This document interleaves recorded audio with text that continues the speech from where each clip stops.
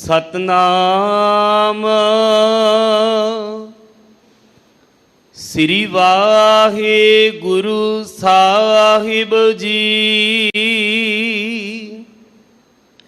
सलोक महला तीजा।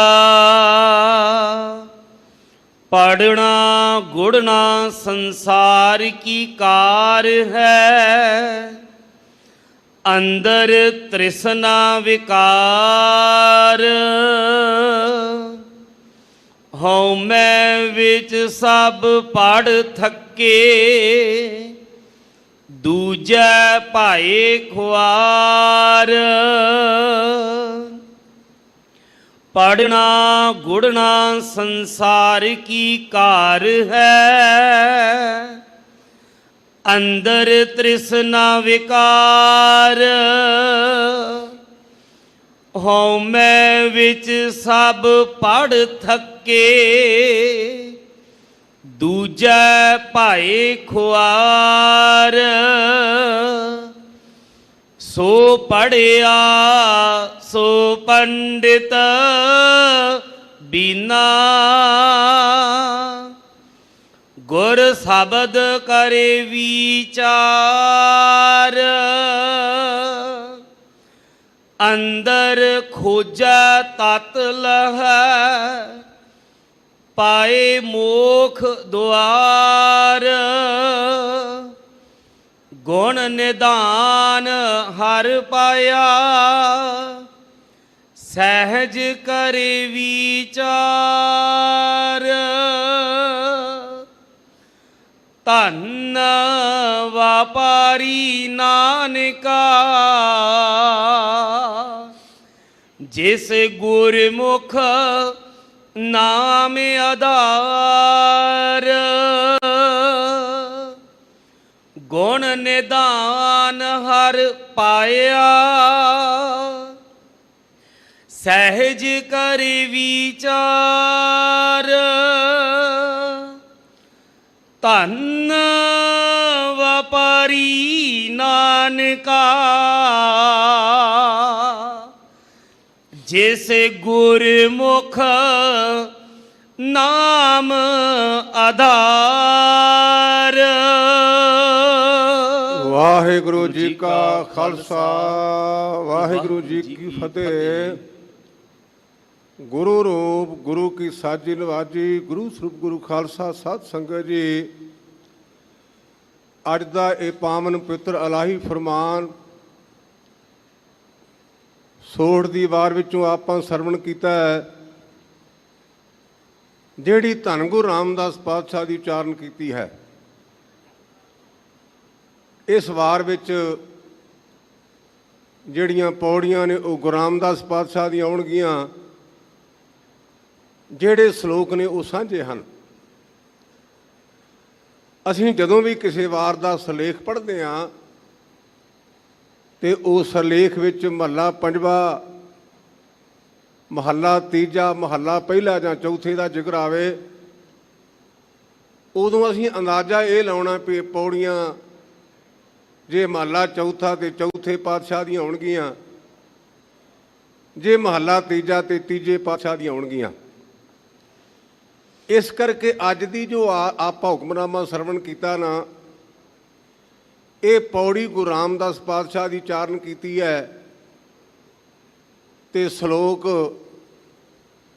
धन गुरु अमरदास पातशाह ने साढ़े ते बख्शिश किए ने। और इस फरमान विच विशेष तौर पर सतगुरु पातशाह ने सानू समझाया भी गुरमुखा दो चीज़ां बड़ियां प्रबल ने, एक हंकार ते दूजी तृष्णा। जिन्ना चिर हंकार ते तृष्णा नहीं मरदी, तो किन्ने भी ग्रंथां दा मुतालिया कर ला, पर इउं समझी भी जिवें दवाई तां खाधी पर अजे तंदुरुस्त नहीं होया। इस पक्ष नूं जिवें सतगुरु पातशाह कृपा करके समझाउणगे, आपां यतन करिए। लेकिन कल्ले साडे यतन नाल गल नहीं बननी, ਜਿੰਨਾ ਚਿਰ ਗੁਰਦੇਵ ਰਹਿਮਤਾਂ ਨਾ ਕਰਨ ਮੇਰੀ ਬਿਰਤੀ ਪੰਜੋਖਰਾ ਸਾਹਿਬ ਪਹੁੰਚ ਗਈ। ਬੇਨਤੀ ਕਰਾਂ ਪਾਤਸ਼ਾਹ, ਤੂੰ ਕਦੇ ਗੁੰਗੇ ਕੋਲੋਂ ਗੀਤਾ ਦੇ ਅਰਥ ਕਰਾਏ ਸਨ, ਉਹ ਰਹਿਮਤ ਮੇਰੇ ਤੇ ਵੀ ਕਰ, ਕਿਉਂਕਿ ਸਾਡਾ ਗਿਆਨ ਅਧੂਰਾ ਹੈ, ਤੇਰੀ ਰਹਿਮਤ ਬੜੀ ਵੱਡੀ ਹੈ। ਅਸੀਂ ਅਰਦਾਸ ਵਿੱਚ ਸੁਣਦੇ ਹਾਂ, ਪੜ੍ਹਦੇ ਹਾਂ, ਸ੍ਰੀ ਹਰਿਕ੍ਰਿਸ਼ਨ ਧਿਆਈਐ ਜਿਸ ਡਿਠੈ ਸਭ ਦੁੱਖ ਜਾਏ। ਕਲਗੀਧਰ ਬਾਪੂ ਕਹਿੰਦੇ ਵੀ ਗੁਰਮੁਖਾ ਕਿਤੇ 8ਵੇਂ ਪਾਤਸ਼ਾਹ ਦੇ ਦਰਸ਼ਨ ਕਰ ਲੈਣਾ, ਵੇਖਣ ਦੇ ਨਾਲ ਹੀ ਤੇਰੇ ਦੁੱਖ ਦਰਿਦਰ ਦੂਰ ਹੋ ਜਾਣਗੇ। ਪਾਤਸ਼ਾਹ ਜਿਵੇਂ ਉਸ ਗੁੰਗੇ ਤੇ ਕਿਰਪਾ ਕੀਤੀ ਉਹ ਰਹਿਮਤ ਕਿਤੇ ਸਾਡੇ ਤੇ ਵੀ ਕਰ। ਇਹ ਅਸੀਂ ਸਤਿਗੁਰੂ ਪਾਤਸ਼ਾਹ ਦੇ ਚਰਨਾਂ 'ਚੋਂ ਮੰਗੀਏ। ਜਿਵੇਂ ਹਜ਼ੂਰ ਕਿਰਪਾ ਕਰਦੇ ਨੇ, ਮਨ ਨੂੰ ਇਕਾਗਰ ਕਰਨ ਦਾ ਉਪਰਾਲਾ ਕਰੀਏ। ਬੋਲੋ ਸਤਨਾਮ ਵਾਹਿਗੁਰੂ। ਹਾਂਜੀ, ਸਤਨਾਮ ਸ੍ਰੀ ਵਾਹਿਗੁਰੂ ਸਾਹਿਬ ਜੀ। ਸ਼ਲੋਕ ਮਹਲਾ ਤੀਜਾ। ਪੜ੍ਹਨਾ ਗੁੜਨਾ ਸੰਸਾਰ ਕੀ ਕਾਰ ਹੈ। ਅਸੀਂ ਸੰਸਾਰੀ ਲੋਕ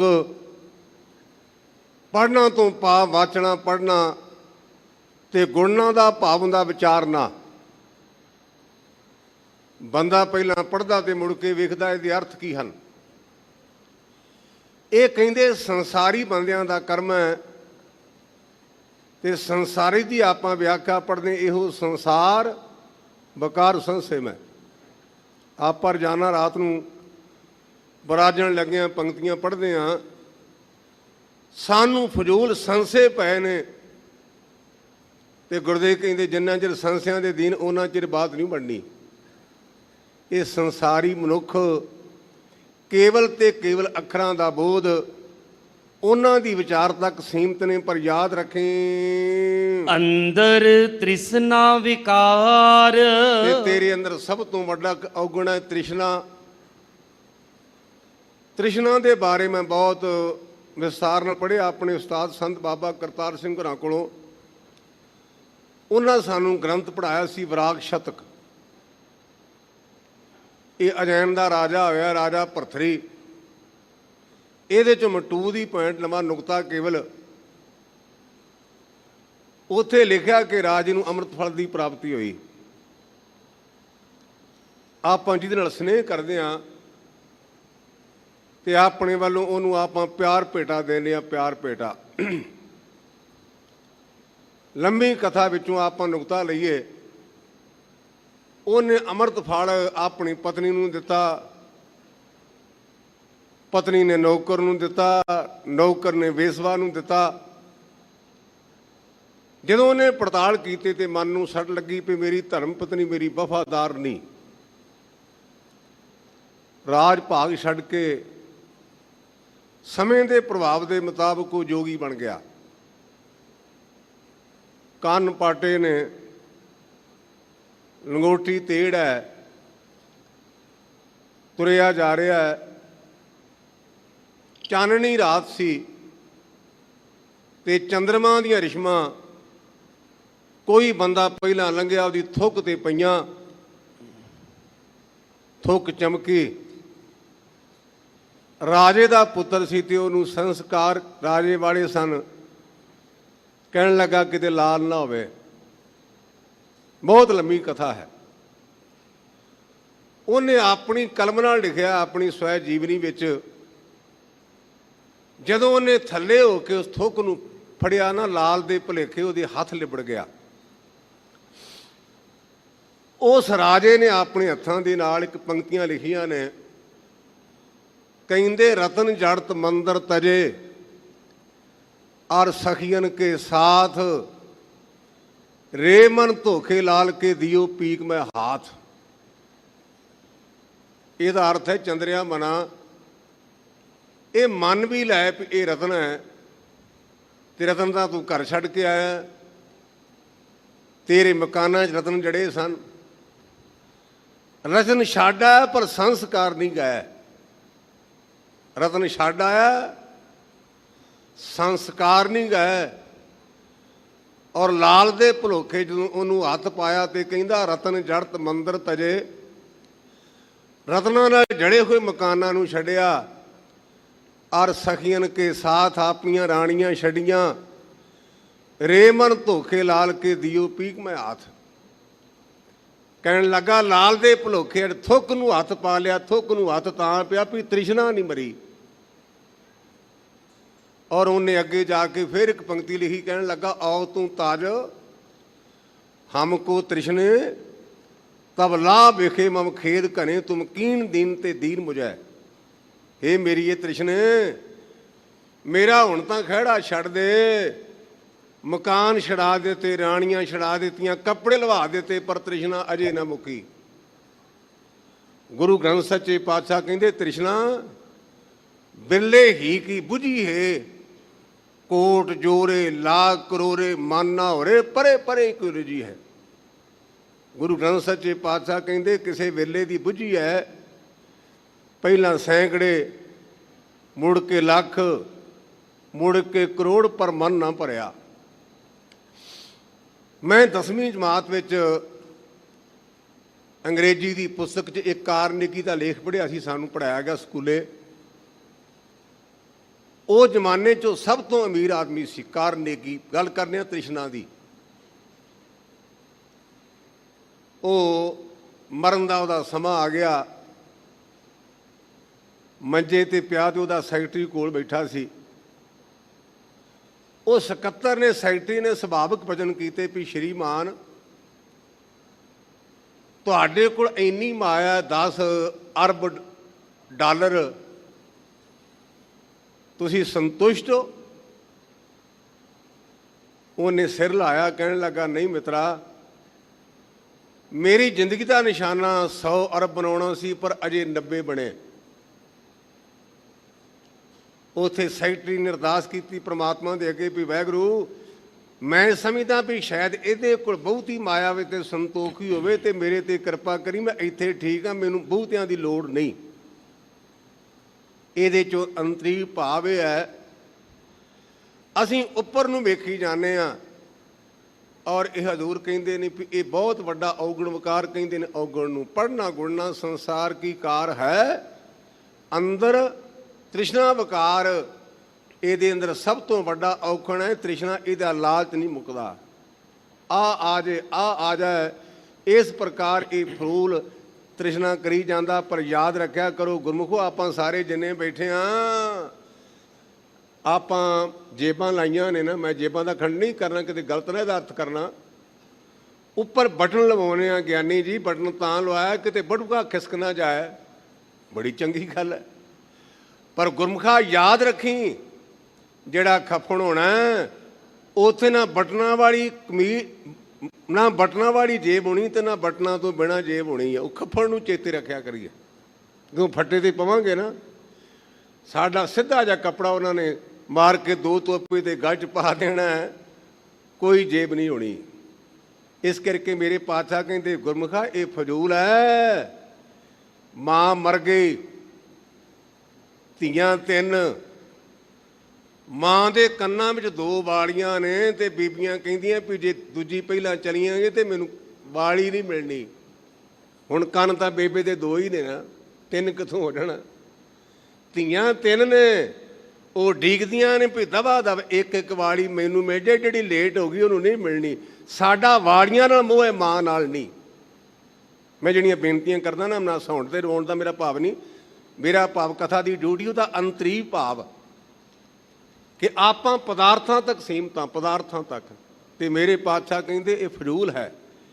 ਸਾਡੇ ਤੋਂ ਇਹਦੇ ਤੋਂ ਵੱਡੀ ਕੋਈ ਉਦਾਹਰਨ ਨਹੀਂ।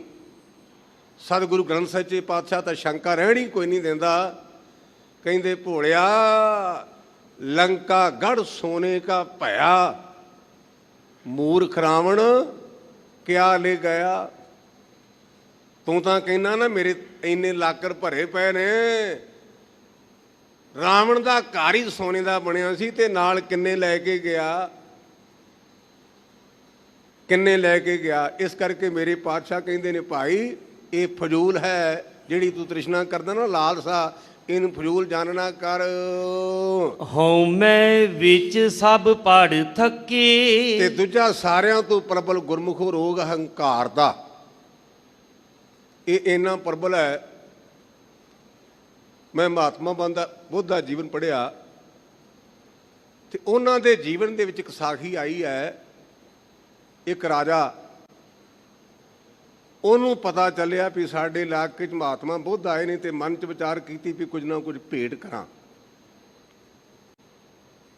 ਜਦੋਂ ਆਪਣੇ ਘਰੋਂ ਤੁਰਨ ਲੱਗਾ ਨਾ, ਤੇ ਉਹਨੇ ਲਾਲ ਲਿਆ। ਲਾਲ ਲੈ ਕੇ ਤੁਰਨ ਲੱਗਾ ਤੇ ਉਹ ਰਾਜੇ ਦੀ ਰਾਣੀ ਉਹਨੂੰ ਕਹਿਣ ਲੱਗੀ, ਸਵਾਮੀ ਜੀ, ਮੈਂ ਤੁਹਾਨੂੰ ਮਨਾ ਨਹੀਂ ਕਰਦੀ, ਪਰ ਮਹਾਤਮਾ ਬੁੱਧ ਰਾਜ ਭਾਗ ਨੂੰ ਛੱਡ ਕੇ ਆਏ ਨੇ ਤਾਂ ਲਾਲ ਆਪਣੇ ਘਰ ਛੱਡੇ ਨੇ। ਇਹ ਲਾਲਾ ਨਹੀਂ, ਸੰਤ ਨਹੀਂ ਹੋਇਆ। ਤੁਸੀਂ ਇਉਂ ਕਰੋ, ਆਪਣੀ ਬਗੀਚੀ 'ਚੋਂ ਫੁੱਲ ਤੋੜ ਕੇ ਲੈ ਜਾਓ। ਰਾਜੇ ਨੇ ਫੁੱਲ ਤੋੜਿਆ ਤੇ ਕਹਿਣ ਲੱਗਾ, ਵੇਖ ਰਾਣੀ ਕਿੱਡੀ ਸਿਆਣੀ ਹੈ, ਜਾਪਦਾ ਵੀ ਇਹਨੇ ਇਕਨੋਮਿਕਸ ਪੜ੍ਹੀ, ਸ਼ਾਇਦ ਅਰਥ ਸ਼ਾਸਤਰ, ਵੀ ਮਹਾਤਮਾ ਵੀ ਖੋਈ ਤੇ ਆਪਣਾ ਵੀ ਖਰਚਾ ਕਰਨੀ, ਆਪਾਂ ਫੁੱਲ ਦੇ ਕੇ ਟਾਲ ਦਿਆਂਗੇ ਬਾਬੇ ਨੂੰ। ਵੀ ਫੁੱਲ ਤਾਂ ਡਿੱਗੀ ਪੈਣੇ ਨੇ ਨਾ। ਵੀ ਰਾਣੀ ਨੇ ਸਕੀਮ ਬੜੀ ਵਧੀਆ ਦੱਸੀ ਵੀ ਫੁੱਲ ਲੈ ਜਾਓ ਤੇ ਲਾਲ ਆਪਾਂ ਨੂੰ ਫਿਰ ਬਚ ਜਾਏਗਾ। ਅੱਗੇ ਤੀਜਾ ਪੁਆਇੰਟ ਉਹ ਸਾਖੀ ਵਿੱਚ ਹੈ, ਜਿਹੜਾ ਸਾਰੇ ਜਣੇ ਆਪਣੇ ਅੰਦਰ ਝਾਤੀ ਮਾਰੀਏ। ਕਹਿਣ ਲੱਗਾ ਵੀ ਜੇ ਫੁੱਲ ਮੱਥਾ ਟੇਕਿਆ ਤੇ ਲੋਕਾਂ ਨੇ ਕਹਿਣਾ ਵੀ ਲਾਲ ਜਿਹੜਾ ਰਾਜਾ ਹੈ ਕਿੱਡਾ ਲਾਲਚੀ ਹੈ, ਫੁੱਲ ਤਾਂ ਅਸੀਂ ਵੀ ਦੇ ਸਕਦੇ ਸਾਂ। ਰਾਜੇ ਨੇ ਕੀ ਦਿੱਤਾ? ਕਹਿਣ ਲੱਗਾ, ਲੋਕੀ ਹੀ ਕਹਿਣ, ਇਸ ਕਰਕੇ ਆਪਾਂ ਦੋਵੇਂ ਲੈ ਚੱਲਦੇ ਆ। ਮੇਰੀ ਗੱਲ ਨੂੰ ਮੜਾ ਜੇ ਚਿੱਥਣਾ, ਅਸੀਂ ਥਾਂ ਥਾਂ 'ਤੇ ਰੋਜ਼ ਜਾਂਦੇ ਹਾਂ। ਜਦੋਂ ਅਮੀਰਾਂ ਦੇ ਘਰ ਖੰਡ ਪਾਠ ਹੁੰਦਾ ਤੇ ਗੁਰਮੁਖ ਉਦੋਂ ਐਨ ਖੜਕਦੇ ਨਵੇਂ ਨੋਟ ਮੱਥਾ ਟੇਕਦੇ ਨੇ। 50 ਤੋਂ ਘੱਟ ਕੋਈ ਨਹੀਂ ਜੇ ਟੇਕਦਾ। ਮੈਂ ਲਾ ਕੇ ਨਹੀਂ ਗੱਲ ਕਹਿੰਦਾ, ਮੇਰੀ ਗੱਲ ਨੂੰ ਚਿੱਥਿਆ ਜ਼ਰੂਰ। ਜੇ ਗਰੀਬਾਂ ਦੇ ਘਰ ਪਾਠ ਹੋਵੇ ਨਾ ਤੇ ਜਾਣਗੇ ਵੀ ਘੱਟ, ਤੇ ਮੈਂ ਅਜੇ ਤੱਕ ਨਹੀਂ ਵੇਖਿਆ ਵੀ ਕਦੇ 50 ਦਾ ਨਵਾਂ ਨੋਟ ਮੱਥਾ ਟੇਕਿਆ ਵੇ। ਅਸੀਂ ਗੁਰੂ ਨੂੰ ਮੱਥਾ ਨਹੀਂ ਟੇਕਦਾ, ਬੰਦਿਆਂ ਨੂੰ ਮੱਥਾ ਟੇਕਦੇ ਹਾਂ। ਬੰਦਿਆਂ ਨੂੰ, ਗੁਰੂ ਤਾਂ ਗੁਰੂ ਹੈ ਨਾ।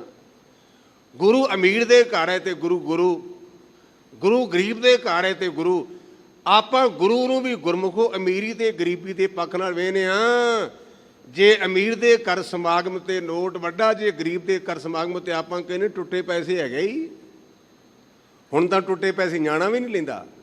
ਮੇਰੀ ਗੱਲ ਨੂੰ ਸਮਝਣਾ ਪਿਆਰਿਓ। ਹੋਇਆ ਕਿ ਰਾਜਾ ਚਲਾ ਗਿਆ, ਲੈਣ ਲੱਗੀ ਹੈ। ਮਹਾਤਮਾ ਬੁੱਧ ਨੇ ਵੇਖਿਆ ਤੇ ਕਹਿਣ ਲੱਗੇ, ਰਾਜ ਨੂੰ ਸੁੱਟ ਦੇ। ਰਾਜੇ ਨੇ ਸਮਝਿਆ ਵੀ ਸ਼ਾਇਦ ਉਹਨੇ ਆਖਿਆ ਵੀ ਮੈਨੂੰ ਤੇਰੇ ਲਾਲ ਦੀ ਲੋੜ ਨਹੀਂ, ਉਹਨੇ ਲਾਲ ਸੁੱਟ ਦਿੱਤਾ। ਦੁਬਾਰਾ ਕਹਿਣ ਲੱਗੇ, ਮਿੱਤਰਾ ਮੈਂ ਤੈਨੂੰ ਕਿਹਾ ਭਾਈ ਸੁੱਟ ਦੇ। ਉਹਨੇ ਫੁੱਲ ਵੀ ਸੁੱਟ ਦਿੱਤਾ। ਤੀਜੀ ਆਵਾਜ਼ ਮਾਰੀ, ਪਿਆਰਾ ਮੈਂ ਤੈਨੂੰ ਕਿਹਾ ਸੁੱਟ ਦੇ। ਰਾਜਾ ਬੋਲ ਪਿਆ, ਕਹਿਣ ਲੱਗਾ, ਸਵਾਮੀ ਜੀ ਮੈਂ ਤੁਹਾਡਾ ਹੁਕਮ ਨਹੀਂ ਸਮਝਿਆ। ਮੇਰੇ ਦੋਵਾਂ ਹੱਥਾਂ ਵਿੱਚ ਇੱਕ 'ਚ ਲਾਲ ਸੀ, ਇੱਕ ਵਿੱਚ ਹੀਰਾ ਸੀ। ਮੈਂ ਲਾਲ ਵੀ ਸੁੱਟ ਦਿੱਤਾ, ਮੈਂ ਫੁੱਲ ਵੀ ਸੁੱਟ ਦਿੱਤਾ। ਹੁਣ ਕੀ ਸੁੱਟਾਂ? ਕਹਿੰਦੇ, ਰਾਜਾ ਆਪਣੀ ਮੈਂ ਸੁੱਟ ਦੇ।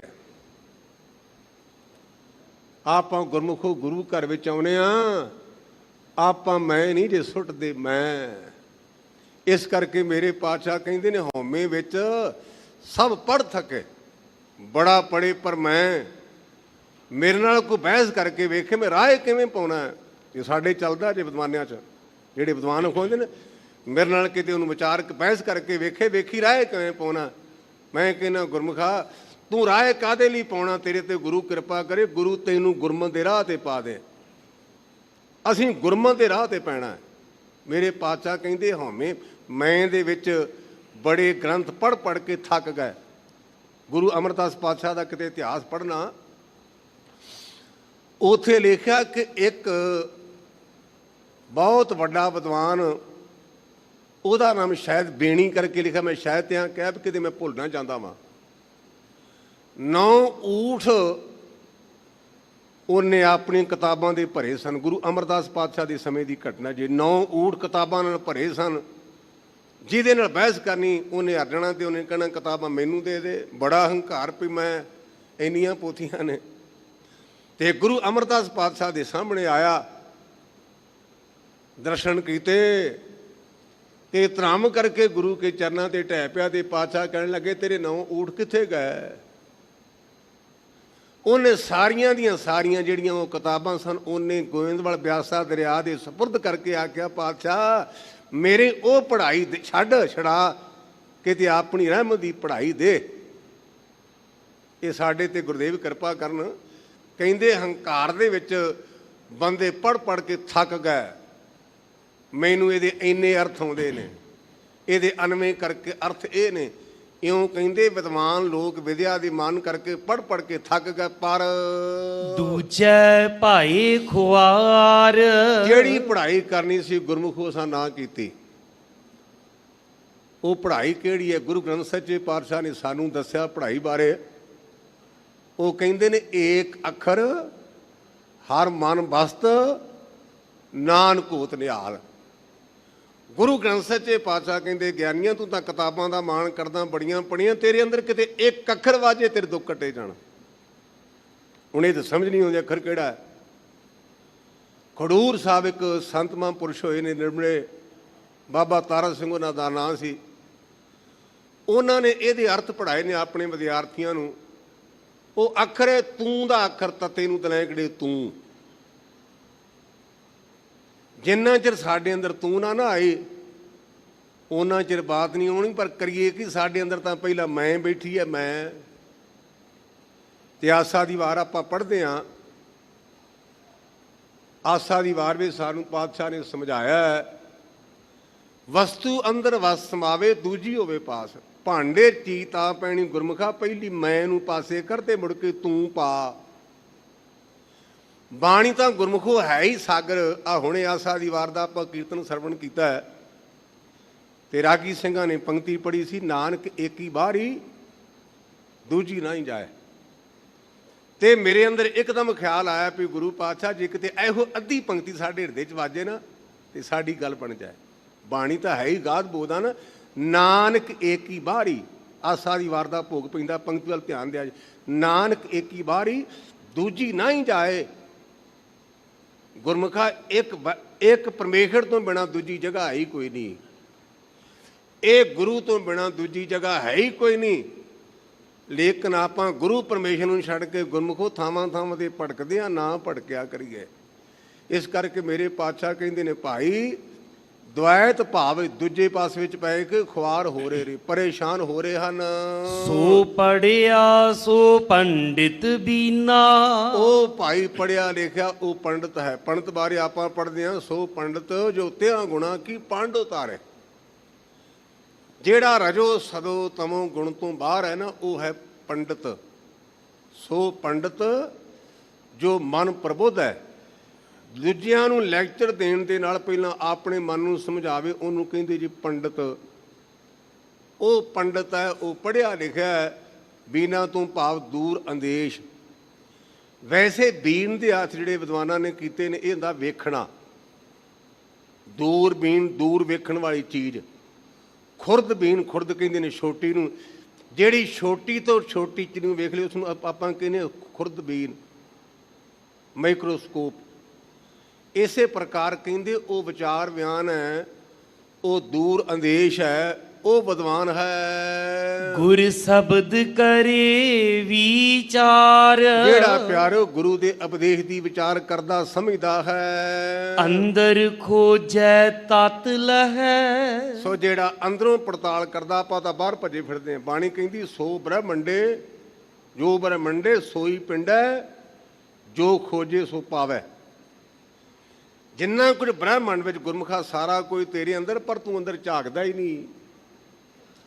ਇੱਕ ਮੁਸਲਮਾਨ ਵਿਦਵਾਨ ਹੋਇਆ ਸੁਲਤਾਨ ਬਾਹੂ, ਉਹਨੇ ਬੜਾ ਸੁੰਦਰ ਲਿਖਿਆ। ਕਹਿੰਦੇ, ਦਿਲ ਦਰਿਆ ਸਮੁੰਦਰੋਂ ਡੂੰਘੇ, ਕੌਣ ਦਿਲਾਂ ਦੀਆਂ ਜਾਣੇ ਹੂ। ਵਿੱਚੇ ਬੇੜੇ ਵਿੱਚੇ ਝੇੜੇ, ਵਿੱਚੇ ਦਰਿਆ ਤੇ ਮੰਝ ਮੁਹਾਣੇ ਹੂ। 14 ਤਬਕ ਬੰਦੇ ਦੇ ਅੰਦਰ, ਤੰਬੂ ਵਾਂਗਣ ਤਾਣੇ ਹੂ।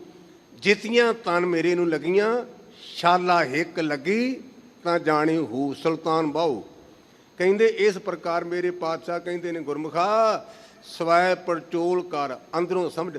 ਤਾਤੋਂ ਭਾਵ ਸਿਧਾਂਤ ਨੂੰ ਸਮਝਣਾ ਕਰ। ਪਾਏ ਮੋਖ ਦੁਆਰ ਫਿਰ ਗੁਰਮੁਖਾ ਤੂੰ ਮੁਕਤੀ ਦੇ ਦਰ ਤੱਕ ਪਹੁੰਚ ਜਾਏਗਾ। ਗੁਣ ਨਿਧਾਨ ਹਰ ਪਾਇਆ ਜਿਹੜਾ ਪਰਿਪੂਰਨ ਪ੍ਰਮਾਤਮਾ ਭਾਈ ਉਹ ਗੁਣਾਂ ਦਾ ਖਜ਼ਾਨਾ ਹੈ। ਸਹਿਜ ਕਰੇ ਵਿਚਾਰ ਆਪਣੇ ਮਨ ਨੂੰ ਅਡੋਲ ਕਰਕੇ ਇਹ ਵਿਚਾਰ ਕਰਨਾ ਕਰ, ਸਮਝਣਾ ਕਰ। ਧੰਨ ਵਪਾਰੀ ਨਾਨਕਾ ਵਪਾਰੀ ਤੋਂ ਭਾਵ ਹੁੰਦਾ ਕੁਝ ਦੇਣਾ ਤੇ ਕੁਝ ਲੈਣਾ। ਕਹਿੰਦੇ ਨੇ ਉਹ ਵਪਾਰੀ ਧਨਤਾ ਦੇ ਯੋਗ ਹਨ ਜਿਸ ਗੁਰਮੁਖ ਨਾਮ ਆਧਾਰ ਜਿਨ੍ਹਾਂ ਨੇ ਗੁਰੂ ਦੇ ਸਨਮੁਖ ਹੋ ਕਰਕੇ ਪ੍ਰਮਾਤਮਾ ਦੇ ਨਾਮ ਨੂੰ ਆਪਣਾ ਆਧਾਰ ਬਣਾ ਲਿਆ। ਆਪਾਂ ਆਨੰਦ ਸਾਹਿਬ ਦੀ ਬਾਣੀ 'ਚ ਪੜ੍ਹਦੇ, ਸਾਚਾ ਨਾਮ ਮੇਰਾ ਆਧਾਰੋ, ਸਾਚ ਨਾਮ ਆਧਾਰ ਮੇਰਾ, ਜਿਨ ਭੁੱਖਾਂ ਸਭ ਕਮਾਈਆਂ। ਜਦੋਂ ਸੱਚੇ ਪ੍ਰਮਾਤਮਾ ਦਾ ਨਾਮ ਆਧਾਰ ਬਣ ਗਿਆ ਨਾ, ਮੁੜ ਕੇ ਕਿਸੇ ਪ੍ਰਕਾਰ ਅੰਦਰ ਲਾਲਸਾ ਨਹੀਂ ਰਹਿੰਦੇ। ਮਹੱਲਾ ਤੀਜਾ ਵਿਣ ਮਨ ਮਾਰੇ ਕੋਏ ਨਾ ਸਿਜਈ। ਜਿੰਨਾ ਚਿਰ ਗੁਰਮੁਖੋਂ ਮਨ ਕੰਟਰੋਲ ਨਹੀਂ ਨਾ ਹੁੰਦਾ, ਉਹਨਾਂ ਚਿਰ ਨਜਿੱਠਿਆ ਨਹੀਂ ਜਾਣਾ। ਸਿੱਜੀ ਤੋਂ ਭਾਵ ਦਾ ਨਜਿੱਠਣਾ। ਤੇ ਮਨ ਮਰੇਗਾ ਕਿਵੇਂ? ਰੋਜ਼ਾਨਾ ਪੜ੍ਹਦਿਆਂ ਮਨ ਵੇਚੇ ਸਤਿਗੁਰੂ ਕੇ ਪਾਸ। ਇਹ ਮਨ ਗੁਰੂ ਨੂੰ ਦੇਣਾ ਕਰ। ਆਪਾਂ ਸਤਿਗੁਰੂ ਗ੍ਰੰਥ ਸੱਚੇ ਪਾਤਸ਼ਾਹ ਨੂੰ ਮੱਥਾ ਟੇਕਦੇ ਹਾਂ। ਜੋ ਮੈਂ ਸਮਝਿਆ ਪੜ੍ਹਿਆ ਬਜ਼ੁਰਗਾਂ ਕੋਲੋਂ, ਕਿਸੇ ਨੇ 10 ਮੱਥਾ ਟੇਕਿਆ, ਕਿਸੇ ਨੇ ਫੁੱਲ ਮੱਥਾ ਟੇਕਿਆ, ਕਿਸੇ ਬਸਤਰ ਮੱਥਾ ਟੇਕਿਆ। ਆਪੋ ਆਪਣੀ ਭਾਵਨਾ। ਗੁਰਮੁਖਾ ਜੋ ਤੂੰ ਕਰਦਾ ਠੀਕ ਹੈ, ਪਰ ਇਹਦੇ ਨਾਲ ਕਿਤੇ ਮਨ ਵੀ ਗੁਰੂ ਨੂੰ ਮੱਥਾ ਟੇਕਿਆ ਕਰੀਏ ਵੀ ਮੇਰੇ ਪਾਤਸ਼ਾਹ ਇਹ ਮਨ ਬੜਾ ਪਰੇਸ਼ਾਨ ਕਰਦਾ ਈ, ਇਹ ਬੜਾ ਚੰਦਰਾ ਮੇਰਾ ਦੁਸ਼ਮਣ ਹੈ, ਕਿਤੇ ਕਿਰਪਾ ਕਰ ਮੇਰੇ ਮਨ ਨੂੰ ਫੜ ਲੱਗ। ਕਿਤੇ ਆਪਾਂ ਮਨ ਫੇਰ ਚੁੱਕ ਲੈਂਦੇ ਆ, ਪੈਸੇ ਨਹੀਂ ਚੁੱਕਦੇ, ਨਾ ਬਸਤਰ ਚੁੱਕੇ ਨਾ ਪੈਸੇ ਚੁੱਕੇ, ਲੇਕਿਨ ਮਨ ਚੁੱਕ ਲਿਆ ਤੇ ਮਨ ਹੈ ਹੀ ਪਵਾੜਿਆਂ ਦੀ ਜੜ। ਸਾਡੀ ਕੌਮ ਦੇ ਮਹਾਨ ਵਿਦਵਾਨ ਹੋਏ ਨੇ ਭਾਈ ਨੰਦ ਲਾਲ ਸਿੰਘ ਜੀ, ਦਸਮ ਪਾਤਸ਼ਾਹ ਦੀ ਰਹਿਮਤ ਦੇ ਮਹਾਨ ਪਾਤਰ।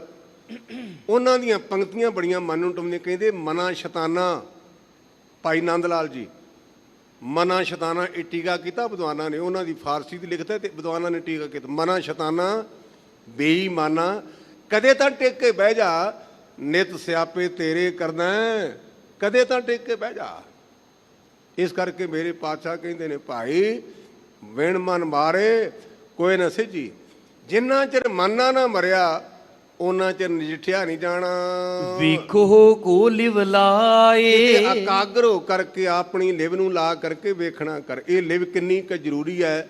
ਸਾਚੀ ਲਿਵੇ ਬਿਨ ਦੇਹ ਨਿਮਾਣੀ, ਦੇਹ ਨਿਮਾਣੀ ਲਿਵੇ ਬਾਝੋਂ, ਕਿਆ ਕਰੇ ਵਿਚਾਰਿਆ।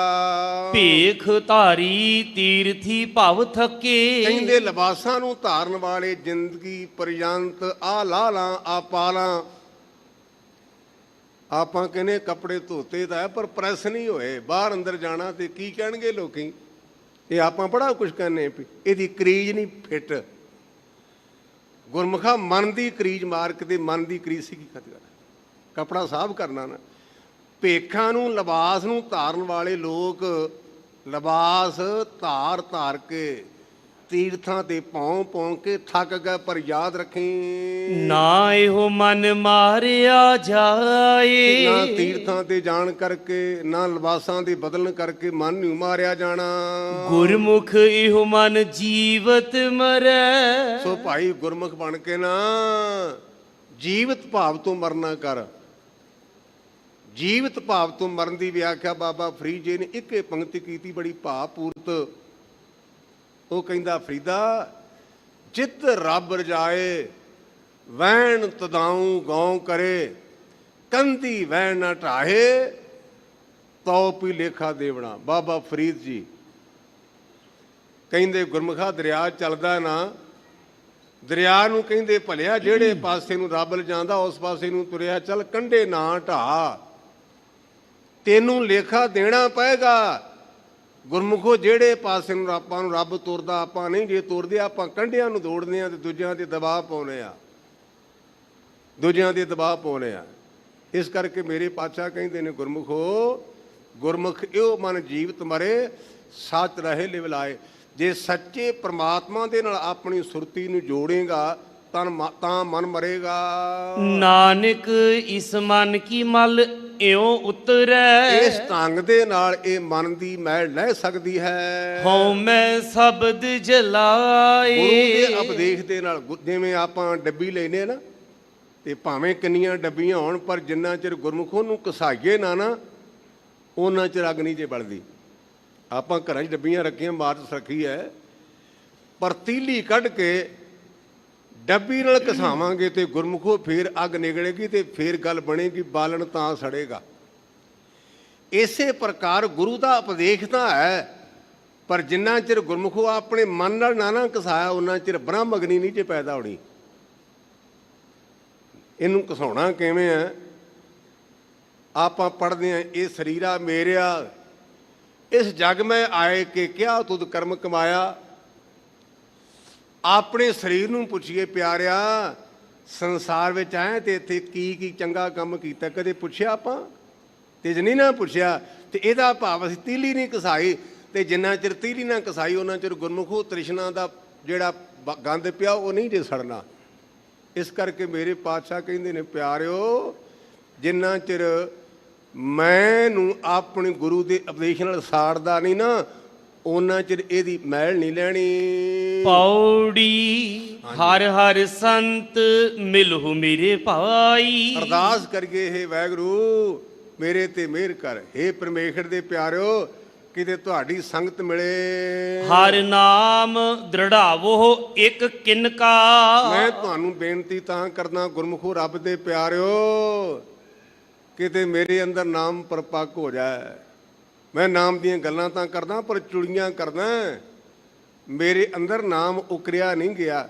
ਕਿਤੇ ਭੋਰਾ ਜਿੰਨਾ ਮੇਰੇ ਮਨ ਦੇ ਅੰਦਰ ਨਾਮ ਦ੍ਰਿੜ ਹੋ ਜਾਏ, ਪੱਕ ਹੋ ਜਾਏ, ਭਾਵ ਮੇਰਾ ਵਿਸ਼ਵਾਸ ਵੱਧ ਜਾਏ। ਹਰ ਹਰ ਸਿਗਾਰ ਬਣਾਵੋ ਹਰ ਜਨ। ਆਪਾਂ ਦੁਨਿਆਵੀ ਸ਼ਿੰਗਾਰਾਂ ਤੇ ਬੜਾ ਜ਼ੋਰ ਦਿੰਦੇ ਆ। ਹਜ਼ੂਰ ਕਹਿੰਦੇ ਹਰੇ ਪਰੇ ਕਰਨਾ, ਪ੍ਰਮਾਤਮਾ ਨੂੰ ਚੇਤੇ ਕਰਨਾ, ਕਿਤੇ ਸ਼ਿੰਗਾਰ ਬਣਾਉਣਾ ਕਰੀਏ। ਸ੍ਰੀ ਰਾਗ ਵਿੱਚ ਧੰਨ ਗੁਰੂ ਨਾਨਕ ਪਾਤਸ਼ਾਹ ਮਹਾਰਾਜ ਨੇ ਸ਼ਿੰਗਾਰ ਦੇ ਅੰਤਰੀਵ ਅਰਥ ਬਹੁਤ ਸੁੰਦਰ ਕੀਤੇ ਹਨ। ਸਾਡੀਆਂ ਬੀਬੀਆਂ ਭੈਣਾਂ ਧੀਆਂ ਚੂੜੀਆਂ ਵਗੈਰਾ ਪਾਉਂਦੀਆਂ ਨੇ ਨਾ, ਤੇ ਗੁਰੂ ਨਾਨਕ ਪਾਤਸ਼ਾਹ ਨੇ ਆਖਿਆ, ਧੀਏ ਆ ਮੈਂ ਤੈਨੂੰ ਦੱਸਾਂ ਚੂੜੀਆਂ ਕਿਹੜੀਆਂ ਪਾਉਣੀਆਂ ਨੇ। ਜਿਹੜੀ ਮੈਂ ਬੇਨਤੀ ਕਰਨ ਲੱਗਾ, ਕਿਸੇ ਮੇਰੀ ਭੈਣ ਜਾਂ ਭਰਾ ਨੇ ਪੜ੍ਹਨਾ ਵਾ ਨਾ, ਤੇ ਸ੍ਰੀ ਰਾਗ ਵਿੱਚੋਂ ਵਿਸਤਾਰ ਨਾਲ ਪੜ੍ਹ ਲੈਣਾ। ਸ੍ਰੀ ਰਾਗ ਵਿੱਚੋਂ ਹਜ਼ੂਰ ਕਹਿੰਦੇ, ਕਰ ਕਰ ਕਰਤਾ ਕੰਗਣ ਪਹਿਰੇ। ਜਿਹੜਾ ਕਰਤਾਰ ਕਰਤਾਰ ਕਰਨਾ, ਇਹ ਚੂੜਾ ਪਾਉਣਾ, ਚੂੜੀਆਂ ਪਾਉਣੀਆਂ ਨੇ। ਕਰ ਕਰ ਕਰਤਾ ਕੰਗਣ ਪਹਿਰੇ, ਦਮੋਦਰ ਦੰਤ ਲਈ। ਦੰਤ ਤੋਂ ਪਾਬੰਦ ਆਪਾਂ ਮੂੰਹ ਦੀ ਸਫਾਈ ਵਾਸਤੇ ਅੱਜ ਕੱਲ੍ਹ ਪੇਸਟ ਵਗੈਰਾ ਆ ਗਈ। ਅੱਗੇ ਲੋਕੀ ਸੱਕ ਜਾ ਹੁੰਦਾ ਸੀ ਤੇ ਉਹਨੂੰ ਚੱਬਦੇ ਸਨ, ਉਹਦੇ ਨਾਲ ਮੂੰਹ ਸਾਫ਼ ਹੁੰਦਾ ਸੀ। ਮੈਨੂੰ ਨਾ ਭੁੱਲ ਗਿਆ ਉਹਦਾ। ਸੱਕ ਵਿਆਹ ਦੇ ਮੌਕੇ ਜਿੰਨਾ ਕਦੇ ਦਾਤਨ ਨਹੀਂ ਸੀ ਕੀਤੀ, ਉਹਨਾਂ ਵੀ ਸੱਕ ਜਾ ਚੱਬਣਾ ਤਾਂ ਕਿ ਮੂੰਹ ਸਾਫ਼ ਹੋ ਜਾਏ, ਰੋਟੀ ਪਾਣੀ ਚੰਗਾ ਲੱਗੇ, ਸਵਾਦੀ। ਕਹਿੰਦੇ ਜਿਹਨੂੰ ਦਾਤਨ ਕਰਨੀ ਆ ਨਾ, ਜਿਹੜਾ ਦਮੋਦਰ ਨੂੰ ਚੇਤੇ ਕਰਨਾ, ਇਹ ਧੀਏ ਮੇਰੀਏ ਬੱਚੀਏ, ਇਹ ਦੰਦਾਸਾ ਕਰਨਾ ਕਰ। ਮੈਂ ਵਾਰ-ਵਾਰ ਸੇਫਟੀ ਲਈ ਮੈਂ ਤਾਂ ਇਹ ਵਾਰ-ਵਾਰ ਦੁਹਰਾ ਰਿਹਾ ਵੀ ਕਈਆਂ ਨੇ ਕਹਿਣਾ ਅੱਜ ਮੰਡੀ ਸਾਹਿਬ ਵਾਲਾ ਗਿਆਨੀ ਪਤਾ ਨਹੀਂ ਕਿਹੜੇ ਪਾਸੇ ਚਲਾ ਗਿਆ। ਮੈਂ ਸਪਸ਼ਟੀਕਰਨ ਦੇਣਾ, ਮੁੜ ਕੇ ਮੈਨੂੰ ਘੇਰਨਾ ਲੈਣਾ। ਬਾਣੀ ਦਾ ਸ਼ਬਦ ਹੈ ਸ੍ਰੀ ਰਾਗ ਵਿੱਚ, ਕਰ ਕਰ ਕਰਤਾ ਕੰਗਣ ਪਹਿਰੇ, ਦਮੋਦਰ ਦੰਤ ਲਈ। ਧੀਜ ਧੜੀ ਬੰਧਾਵੇ ਕਾਮਣ, ਸ੍ਰੀ ਰੰਗ ਸੁਰਮਾ ਦੇਈ। ਅੱਗੇ ਬੀਬੀਆਂ ਮੀਡੀਆਂ ਕਰਦੀਆਂ ਸਨ, ਤੇ ਹੁਣ ਤਾਂ ਸਾਨੂੰ ਅਰਥ ਭੁੱਲ ਜਾਣੇ ਨਵੀਆਂ ਪੀੜ੍ਹੀਆਂ ਨੂੰ, ਕਿਉਂਕਿ ਅਸੀਂ ਤਾਂ ਵੇਖਿਆ ਨਾ ਬਚਪਨ ਮੀਡੀਆਂ ਹੁੰਦੀਆਂ ਸੀ। ਹੁਣ ਤਾਂ ਕੰਮ ਹੀ ਨਿਬੜ ਗਿਆ। ਬੀਬੀਆਂ ਨੇ ਨਾ ਮੀਡੀਆਂ ਤੇ ਨਾ ਕੋਈ ਗੁੱਤ, ਨਾ ਕੋਈ ਕੱਪੜਾ, ਐਨ ਖਿਲਾਰ ਦਿੱਤੇ ਨੇ ਵਾਲ। ਬੜਾ ਬਦਸਗਨ ਜੇ ਧੀਓ, ਬੜਾ ਬਦਸਗਨ ਜੇ ਵਾਲ ਖਿਲਾਰਨਾ। ਹੁਣ ਤਾਂ ਫੈਸ਼ਨ ਬਣ ਗਿਆ ਨਾ। 84 ਦੇ ਅਟੈਕ ਤੋਂ ਬਾਅਦ 5-7 ਮਹੀਨੇ ਮੈਂ ਆਪਣੇ ਪਿੰਡ ਗਿਆ। ਸਾਡੇ ਸਹਿਕਿਆਂ 'ਚ ਮੇਰਾ ਕੋਈ ਭਾਈ ਸੀ, ਉਹਦੀ ਮੌਤ ਹੋ ਗਈ, ਤੇ ਮੈਂ ਵੀ ਮਗਰ ਗਿਆ। ਜਾਣਾ ਮੇਰਾ ਫਰਜ਼ ਬਣਦਾ ਸੀ, ਪਰ ਮੈਂ ਕਦੇ ਗਿਆ ਨਹੀਂ ਸਾਂ। ਤੇ ਮੈਂ ਵੇਖਿਆ ਉਹ ਬੀਬੀਆਂ 3-4, ਉਹਨਾਂ ਦੇ ਸਿਰ ਖੁੱਲ੍ਹੇ ਨੰਗੇ। ਵੈਸੇ ਉਹਨਾਂ ਢੱਕੇ ਸੀ, ਹੁਣ ਤਾਂ ਆਪਾਂ ਢੱਕਣੋਂ ਵੀ ਕੰਮ ਨਿਬੇੜ ਦਿੱਤਾ ਨਾ। ਇਹ ਮੈਂ ਅੰਦਾਜ਼ਾ ਤਾਂ ਲਾਇਆ ਵੀ ਕਹਿੰਦੀਆਂ ਨੇ ਵਿਗਿਆਨੀ ਜੀ ਕਰੋਨਾ ਦੀ ਉਧਰ ਬਾਹਰ ਜੰਗ ਚੱਲ ਰਿਹਾ ਰਸ਼ੀਆ, ਤੇ ਅਸੀਂ ਤਾਂ ਕੱਪੜੇ ਬੰਦ ਕੀਤੇ ਵੀ ਮਹਿੰਗਾਈ ਬੜੀ ਹੈ, ਜਿੰਨਾ ਹੋ ਸਕਾ ਕੱਪੜਿਆਂ ਦਾ ਖਰਚਾ ਬਚਾ ਲਈਏ। ਤੇ ਯੋ ਸਿਰ ਢੱਕਣਾ ਕਿ ਸਾਡੇ ਸਮਾਜ ਦਾ ਮਹਾਨ ਅੰਗ ਹੈ, ਸਾਡੀ ਖਾਸ ਕਰਕੇ ਭਾਰਤੀ ਸੰਸਕ੍ਰਿਤੀ। ਮੈਂ ਪਾਸੇ ਨਾ ਜਾਵਾਂ। ਮੈਂ ਬਜ਼ੁਰਗਾਂ ਨੂੰ ਪੁੱਛਿਆ ਵੀ ਬਾਪੂ ਜੀ ਇਹ ਕੀ? ਉਹ ਕਹਿਣ ਲੱਗਾ, ਪੁੱਤਰਾ ਜਦੋਂ ਕਿਸੇ ਦੇ ਘਰ ਮੌਤ ਹੋਵੇ ਨਾ, ਇਹ ਸੋਗ ਦੀ ਨਿਸ਼ਾਨੀ ਹੈ। ਸਿਰ ਵਾਲਾਂ ਨੂੰ ਖਿਲਾਰਨਾ, ਅੱਜ ਬਿਨਾਂ ਸੋਗ ਤੋਂ ਅਸੀਂ ਆਪਣੇ ਸਿਰ ਖਿਲਾਰ ਦਿੱਤਾ। ਮੈਂ ਪਾਸੇ ਨਾ ਜਾਵਾਂ ਕਿਉਂਕਿ ਆਪਾਂ ਅੱਗੇ ਪੜ੍ਹਨਾ ਹੈ। ਗੁਰੂ ਨਾਨਕ ਪਾਤਸ਼ਾਹ ਕਹਿੰਦੇ ਧੀਰਜ ਧੜੀ ਬੰਧਾਵੇ ਕਾਮਣ। ਜਿਹੜੀਆਂ ਮੀਡੀਆਂ ਕਰਨੀਆਂ ਨੇ ਨਾ, ਇਹ ਹੌਸਲਾ ਕਰਨਾ, ਇਹ ਧੀਏ ਮੀਡੀਆਂ ਕਰ। ਸ੍ਰੀ ਰੰਗ ਸੁਰਮਾ ਦੇਈ, ਉਸ ਪ੍ਰਮਾਤਮਾ ਨਾਲ ਪ੍ਰੇਮ ਕਰਨਾ, ਇਹ ਸੁਰਮਾ ਪਾਉਣਾ ਕਰ। ਇਹ ਅੰਤਰੀਵ ਸ਼ਿੰਗਾਰ ਲਿਖੇ ਨੇ ਗੁਰੂ ਨਾਨਕ ਪਾਤਸ਼ਾਹ ਨੇ ਸ੍ਰੀ ਰਾਗ ਵਿੱਚ। ਇਸ ਕਰਕੇ ਮੇਰੇ ਪਾਤਸ਼ਾਹ ਕਹਿੰਦੇ ਹਰ ਹਰ ਸ਼ਿੰਗਾਰ ਬਣਾਵੋ ਹਰ ਜਨ। ਇਹ ਹਰੀ ਦੇ ਪਿਆਰਿਓ, ਹਰੀ ਹਰੀ ਕਰਨਾ, ਇਹ ਸ਼ਿੰਗਾਰ ਬਣਾਉਣਾ ਕਰੋ। ਹਰ ਕਾਪੜ ਪਹਿਰੋ ਖਿਮ ਕਾ। ਇਹ ਪਿਆਰਿਆ ਜਿਹੜਾ ਕਿਸੇ ਨੂੰ ਮਾਫ ਕਰਨਾ, ਇਹ ਕੱਪੜਾ ਪਹਿਨਣਾ ਕਰ। ਧੰਨ ਗੁਰੂ ਅਮਰਦਾਸ ਪਾਤਸ਼ਾਹ ਮਹਾਰਾਜ ਦੇ ਇਤਿਹਾਸ ਵਿੱਚ ਇੱਕ ਸਾਖੀ ਹੈ। ਕਿਸੇ ਸਿੱਖ ਨੇ ਸਵਾਲ ਕੀਤਾ, ਮਹਾਰਾਜ ਜੇ ਕੋਈ ਤੰਗ ਕਰੇ ਤੇ ਕੀ ਕਰੀਏ? ਕਹਿੰਦੇ ਉਹਨੂੰ ਕਹਿਣਾ ਵੀ ਗੁਰਮੁਖਾ ਰੱਬ ਤੇਰਾ ਭਲਾ ਕਰੇ, ਉਹਨੂੰ ਮਾਫ ਕਰ ਦਿਓ। ਉਹ ਕਹਿਣ ਲੱਗਾ ਜੀ ਫੇਰ ਨਾ ਹਟੇ। ਗੁਰਦੇਵ ਕਹਿੰਦੇ ਮਾਫ ਕਰ ਦਿਓ। ਉਹ ਤੀਜੀ ਵਾਰ ਕਹਿਣ ਲੱਗਾ ਪਾਤਸ਼ਾਹ ਇੱਕੋ ਗੱਲ ਕਹੀ ਜਾਂਦੇ ਵੀ ਉਹਨੂੰ ਮਾਫ ਕਰ ਦਿਓ, ਮਾਫ ਕਰ ਦਿਓ। ਗੁਰੂ ਅਮਰਦਾਸ ਪਾਤਸ਼ਾਹ ਕਹਿਣ ਲੱਗਾ ਗੁਰਮੁਖਾ ਤੂੰ ਮਾਫ ਕਰੀ ਚੱਲ, ਮੁੜ ਕੇ ਤੇਰੇ ਤੋਂ ਬਾਅਦ ਵਾਹਿਗੁਰੂ ਵੇਖੇਗਾ ਵੀ ਮੈਂ ਉਹਦੇ ਨਾਲ ਕੀ ਕਰਨਾ। ਤੇ ਆਪਾਂ ਤਾਂ ਮੁਆਫੀ ਦਿੰਦੇ ਨਹੀਂ ਕਿਸੇ ਨੂੰ। ਆਪਾਂ ਤਾਂ ਘਰ ਛੱਡਣ ਤੱਕ ਜਾਂਦੇ ਵੀ ਹਾਂ ਜਾਂ ਤੇਰੀ ਜ਼ਰੂਰਤ ਮੈਨੂੰ ਕੋਈ ਟੋਕਣ ਦੀ। ਗੁਰਦੇਵ ਕਹਿੰਦੇ ਖਿਮਾ ਕਰ ਦਿਆ ਕਰ, ਉਹਨੂੰ ਆਖਿਆ ਕਰ ਗੁਰਮੁਖਾ ਜਾ ਤੇਰਾ ਵਾਹਿਗੁਰੂ ਭਲਾ ਕਰੇ, ਤੈਨੂੰ ਵਾਹਿਗੁਰੂ ਸਮਤ ਦੇਵੇ। ਇਹ ਮੈਂ ਕੋਲੋਂ ਨੂੰ ਹੀ ਕਹਿ ਰਿਹਾ। ਹਜ਼ੂਰ ਕਹਿੰਦੇ ਹਰ ਕਾਪੜ ਪਹਿਰੋ ਖਿਮਕਾ। ਕਿਸੇ ਨੂੰ ਮਾਫ ਦੇਣਾ ਗੁਰਮੁਖਾ, ਇਹ ਕੱਪੜੇ ਪਹਿਨਣਾ ਕਰ। ਐਸਾ ਸਿਗਾਰ ਮੇਰੀ ਪ੍ਰਭ ਭਾਵੈ। ਇਹੋ ਜਿਹਾ ਸ਼ਿੰਗਾਰ ਉਹ ਮੇਰੇ ਪ੍ਰਮਾਤਮਾ ਨੂੰ ਚੰਗਾ ਲੱਗਦਾ ਹੈ। ਹਰ ਲਾਗੈ ਪਿਆਰਾ ਪ੍ਰੇਮ ਕਾ। ਗੁਰਮੁਖਾ ਜਦੋਂ ਤੂੰ ਪਿਆਰ ਨਾਲ ਪ੍ਰੇਮ ਕਰਨ ਲੱਗ ਪਏਗਾ, ਮੈਂ ਤੂੰ ਪਰਾਂ ਹੋ ਕਰਕੇ ਹਰ ਹਰ ਨਾਮ ਬੋਲੋ ਦਿਨ ਰਾਤੀ। ਦਿਨੇ ਰਾਤ ਜਦੋਂ ਵੀ ਚੇਤੇ ਆਉਂਦਾ ਪ੍ਰਮਾਤਮਾ ਦਾ ਨਾਮ ਲਈ ਚੱਲ। ਅਨੰਦਪੁਰ ਸਾਹਿਬ ਬੱਚਿਆਂ ਦਾ ਸਮਾਗਮ ਸੀ, ਗੁਰਮਤਿ ਵਿਚਾਰਾਂ। ਉੱਥੇ ਇੱਕ ਮੈਨੂੰ ਬੱਚਾ 13-14 ਸਾਲਾਂ ਦਾ ਕਹਿਣ ਲੱਗਾ ਬਾਬਾ ਜੀ ਸਵੇਰੇ ਜਾਗ ਨਹੀਂ ਆਉਂਦੀ ਤੇ ਦਿਨੇ ਬਾਣੀ ਪੜ੍ਹ ਲਿਆ ਕਿ। ਮੈਂ ਕਿਹਾ ਪੁੱਤਰਾ ਗੁਰੂ ਤੇਰਾ ਭਲਾ ਕਰੇ, ਜੇ ਸਵੇਰੇ ਰੋਟੀ ਨਹੀਂ ਖਾਈ ਤੇ ਆਪਾਂ 10 ਵਜੇ ਖਾ ਲੈਣਾ ਹੈ ਤਾਂ ਉਹ ਖੁਰਾਕ ਹੀ ਨਾ। ਇਹਦਾ ਸਾਡਾ ਬਹਾਨਾ ਵੀ ਸਵੇਰ ਨੇ ਬਾਣੀ ਪੜ੍ਹੀ ਗਈ, ਦੁਪਹਿਰੇ ਗੁਰਮੁਖੋ ਜੇ ਦੁਪਹਿਰੇ ਰੋਟੀ ਖਾ ਲੈਣ ਤੇ ਦੁਪਹਿਰੇ ਕੀ ਹੈ? ਜਦੋਂ ਵੀ ਮੌਕਾ ਮਿਲਦਾ ਹੈ ਉਦੋਂ ਚੇਤੇ ਕਰਿਆ ਚਲੀਏ, ਉਦੋਂ ਹੀ ਚੇਤੇ ਕਰੀਏ। ਜੇ ਦਿਨੇ ਟਾਈਮ ਮਿਲਿਆ ਤੇ ਦਿਨੇ ਵਾਹਿਗੁਰੂ ਕਹਿ ਲਈਏ, ਜੇ ਸ਼ਾਮ ਨੂੰ ਮਿਲਿਆ ਤੇ ਉਦੋਂ ਵਾਹਿਗੁਰੂ ਕਹਿ ਲਈਏ। ਇਹ ਮੇਰੇ ਗੁਰੂ ਬਾਪਾ ਕਹਿੰਦਾ ਹੈ ਹਰ ਹਰ ਨਾਮ ਬੋਲੋ ਦਿਨ ਰਾਤੀ। ਹੇ ਪਿਆਰਿਓ ਦਿਨੇ ਬੋਲਣਾ ਕਰੋ, ਰਾਤ ਨੂੰ ਬੋਲਣਾ ਕਰੋ। ਵਾਹਿਗੁਰੂ ਵਾਹਿਗੁਰੂ ਵਾਹਿਗੁਰੂ ਕਹਿਣਾ ਕਰੋ। ਸਭ ਕਿਲ ਬਿਖ ਕਾਟੈ ਇੱਕ ਪਲਕਾ। ਇੱਕ ਪਲ ਦੇ ਵਿੱਚ ਜਿਹੜਾ ਪ੍ਰਮਾਤਮਾ ਤੇਰੇ ਪਾਪਾਂ ਨੂੰ ਕੱਟ ਦੇਗਾ, ਖਤਮ ਕਰ ਦੇਗਾ। ਹਰ ਹਰ ਦਇਆਲ ਹੋਵੇ ਜਿਸ ਉੱਪਰ। ਉਹ ਹਰੇ ਪਰੇ ਕਰਨ ਵਾਲਾ ਦੁੱਖਾਂ ਦਾ ਹਰ ਜੀ ਦੇ ਉੱਪਰ ਦਇਆ ਕਰੇ। ਸੋ ਗੁਰਮੁਖ ਹਰ ਜਪ ਜਿਨ ਕਾ। ਉਹ ਭਾਈ ਗੁਰਮੁਖ ਬਣ ਕੇ ਹਰੀ ਦਾ ਜਾਪ ਕਰਕੇ ਇਹ ਜੀਵਨ ਦੀ ਬਾਜੀ ਜਿੱਤ ਗਏ। ਕੌਣ? ਜਿਨ੍ਹਾਂ ਨੇ ਇਹੋ ਜਿਹਾ ਸ਼ਿੰਗਾਰ ਕੀਤਾ, ਜਿਨ੍ਹਾਂ ਨੇ ਕਿਸੇ ਨੂੰ ਮਾਫ ਕਰ ਦਿੱਤਾ, ਉਹ ਜੀਵਨ ਦੀ ਬਾਜੀ ਜਿੱਤ ਕੇ ਗਏ। ਹੁਣ ਆਨੰਦ ਸਾਹਿਬ ਦੇ ਵਿੱਚ ਜਿਵੇਂ ਸਤਿਗੁਰੂ ਅਮਰਦਾਸ ਪਾਤਸ਼ਾਹ ਮਹਾਰਾਜ 31ਵੀਂ ਪੌੜੀ 'ਚ ਜਵਾਨ ਦਾ ਦ੍ਰਿਸ਼ਟਾਂਤ ਦੇ ਕਰਕੇ ਸਮਝਾ ਰਹੇ ਨੇ, ਸਰਵਣ ਕਰੀਏ। ਹਰ ਰਾਸ ਮੇਰੀ ਮਨ ਵਣਜਾਰਾ। ਆਪਾਂ ਕਹਿੰਦੇ ਗਿਆਨੀ ਜੀ ਦੁਕਾਨ ਪਾਈਏ ਤੇ ਉਹਦੇ 'ਚ ਇੰਨੀ ਰਾਸ ਹੈ। ਗੁਰਜੀਤ ਦੇਵ ਕਹਿੰਦੇ ਸਾਡੀ ਰਾਸ ਕਿਹੜੀ ਹੈ? ਪਰਮਾਤਮਾ ਦਾ ਨਾਮ। ਜਿਹੜਾ ਮਨ ਹੈ ਇਹਨੂੰ ਵਪਾਰੀ ਬਣਾਉਣਾ ਕੀਤਾ ਹੈ। ਵੰਡ ਵੰਡਾਰਾ ਤੋਂ ਪਾਪ ਵੰਡ ਕਰਨ ਵਾਲਾ ਵਪਾਰੀ। ਹਰ ਰਾਸ ਮੇਰੀ ਮਨ ਵਣਜਾਰਾ। ਇਹਨੂੰ ਕਹਿੰਦੇ ਦੁਬਾਰਾ ਕਹਿਣਾ। ਜਿਹੜੇ ਖੰਡਣ ਮੰਨਣ ਕਰਨ ਵਾਲੇ ਲੋਕ ਨੇ ਨਾ, ਜਿਹੜੇ ਵਿਰੋਧੀ ਨੇ, ਜਿਨ੍ਹਾਂ ਨੇ ਸਹੁੰ ਖਾਦੀ ਵੀ ਆ ਵੀ ਗਲਤ ਆ ਵੀ ਗਲਤ, ਗੁਰਮੁਖੋ ਇਹ ਨਾ ਸਿੱਖਿਆ ਕਰੀਏ। ਕੁਝ ਵੀ ਗਲਤ ਨਹੀਂ, ਗਲਤ ਅਸੀਂ ਹਾਂ। ਅੱਜ ਕੱਲ੍ਹ ਵਿਦਵਾਨ ਜਿਹੜੇ ਗਲਤੀਆਂ ਕੱਢਦੇ ਨੇ, ਗਲਤੀਆਂ ਆ ਵੀ ਨਾ ਹੋਣਾ ਚਾਹੀਦਾ ਹੈ। ਮੈਨੂੰ ਪਤਾ ਲੱਗ ਕਿਸੇ ਨੇ ਆਖਿਆ ਵੀ ਅਰਦਾਸ ਨਹੀਂ ਕਰਨੀ ਚਾਹੀਦੀ ਮੱਧ ਦੀ, ਤੇ ਗੁਰਮੁਖੋ ਜੇ ਅਰਦਾਸ ਹੀ ਛੱਡ ਕੇ ਸਾਡੇ ਕੋਲ ਬਚੇਗਾ ਕੀ? ਅਰਦਾਸ ਸਿੱਖ ਦੀ ਰੀੜ੍ਹ ਦੀ ਹੱਡੀ ਹੈ ਗੁਰਸਿੱਖੋ। ਅਰਦਾਸ ਵਿੱਚ ਬੜੀ ਤਾਕਤ ਹੈ। ਅਰਦਾਸ ਛੱਡ ਕੇ ਤੇ ਮਾਰੇ ਜਾਵਾਂਗੇ। ਅਰਦਾਸ ਕੀਤੀ ਸਾਡੇ ਬਜ਼ੁਰਗ ਬਾਬੇ ਨੇ, 75 ਸਾਲ ਦੇ ਨੇ, ਤਰਨ ਤਾਰਨ ਸਾਹਿਬ ਬਾਬਾ ਦੀਪ ਸਿੰਘ ਨੇ। ਕਾਹਦੀ ਅਰਦਾਸ? ਵੀ ਗੁਰੂ ਰਾਮਦਾਸ ਪਾਤਸ਼ਾਹ ਆ ਸੀਸ ਤੇਰੀ ਅਮਾਨਤ ਹੈ, 15 ਬੂੰਦਾਂ ਪਈਆਂ ਨੇ ਅਮਰ ਦੀਆਂ, 15 ਪੰਜ ਨੇਤਰਾਂ 'ਚ ਤੇ 5 ਮੈਂ ਛਕੀਆਂ ਤੇ 5 ਸਿਰ ਵਿੱਚ। ਮੇਰੀ ਇੱਕੋ ਇੱਕ ਮੰਗ ਹੈ ਗੁਰੂ ਰਾਮਦਾਸ ਪਾਤਸ਼ਾਹ, ਇਹ ਸਿਰ ਤੇਰੇ ਚਰਨਾਂ 'ਚ ਪਹੁੰਚ ਜਾਏ। ਅਰਦਾਸ ਕੀਤੀ ਆਪ ਸੁਣੀ ਹੈ ਨਾ, ਸਾਰੇ ਜਾਣਦੇ ਆ।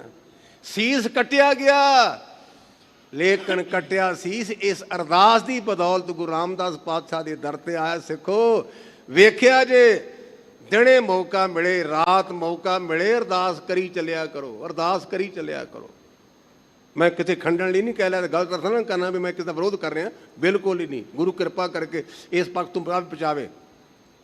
ਮੈਂ ਜਦੋਂ ਜਥੇ ਵਿੱਚ ਸ਼ਾਮਿਲ ਹੋਇਆ ਨਾ, ਤੇ ਮੈਨੂੰ ਚਾਚਾ ਜੀ ਕਹਿਣ ਲੱਗੇ ਵੀ ਗੁਰਮੁਖ ਹੈ ਕਿ ਸ਼ਲੋਕ ਪੜ੍ਹਿਆ ਕਰ, ਸ਼ਲੋਕ ਕਾਮ ਕ੍ਰੋਧ ਅਰ ਲੋਭ ਬਿਨ ਸਜਾਏ ਅਮੇਵ ਨਾਨਕ ਪ੍ਰਭ ਸ਼ਰਨਾਗਤੀ ਕਰ ਪ੍ਰਸਾਦ ਗੁਰਦੇਵ। ਮੈਂ ਕਿਹਾ ਮਹਾਂਪੁਰਸ਼ੋ ਕਾਹਦੇ ਲਈ? ਕਹਿੰਦੇ ਪੁੱਤਰਾ ਇਹ ਰੋਟੀ ਪਾਣੀ ਖਾਣਾ, ਕਿਤੇ ਰੋਟੀ ਪਾਣੀ ਖਾ ਕੇ ਬੁੱਧੀ ਭ੍ਰਿਸ਼ਟ ਨਾ ਹੋ ਜਾਏ।